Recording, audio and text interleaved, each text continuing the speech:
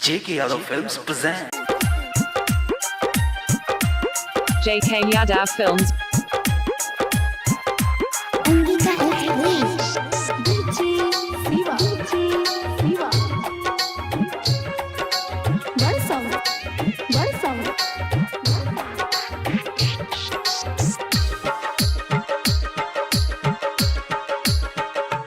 Rimjim Recording Studio Simri Bachapur. मुखिया के संग में छिनरी खेलरी नाम हसन को मुखिया के संग में छोरी भाई गेलै भैया रे मुखिया के संग में छोरी भाई गेलै भैया रे बैठ के या पाछी पीछू लाग गेलै भैया रे मुखिया के संग में छोरी भाई गेलै भैया रे मुखिया के संग में छोरिया भाई गेलै भैया रे JK Yadav Films. Rimjim Recording Studio Simri Bachapur. Angika Express.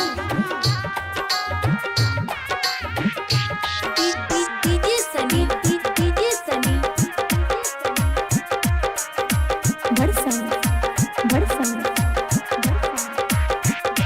हाँ लुसुर फुसुर करे रहै पटुआ के खेत में एकरा संग प्यार भेलै अखरुआ के जेठ में हम जानै रही खेला दुनू में छै भैया रे लुसुर फुसुर करे रहै पटुआ के खेत में एकरा संग प्यार भेलै अखरुआ के जेठ में प्यार वाला भाग एकर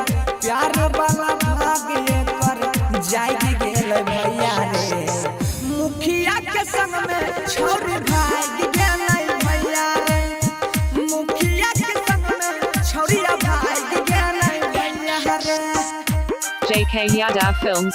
Rimjim Recording Studio Simri Bachapur. Angika Express. DJ Siva.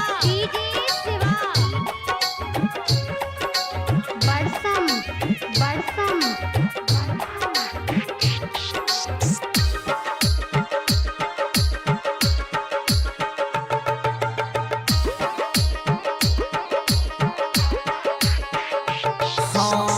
Pashupati देखै रहौ दुनू टाके चाल रह पंचायत भवन में एकर रगड़ देलको गाल बाजा में धके सटल रहै दुनू टाके बारै भैया वकीली जी देखै रहौ दुनू टाके चाल रह पंचायत भवन में एकर रगड़ देलको गाल सुन लै जे बाप एकर जे बाप के गोती लाग गेलो भैया रे मुखिया के संग में छोरिया भाग गेलै भैया रे मुखिया के संग में छोरी भाग गेलै भैया रे JK Yadav Films.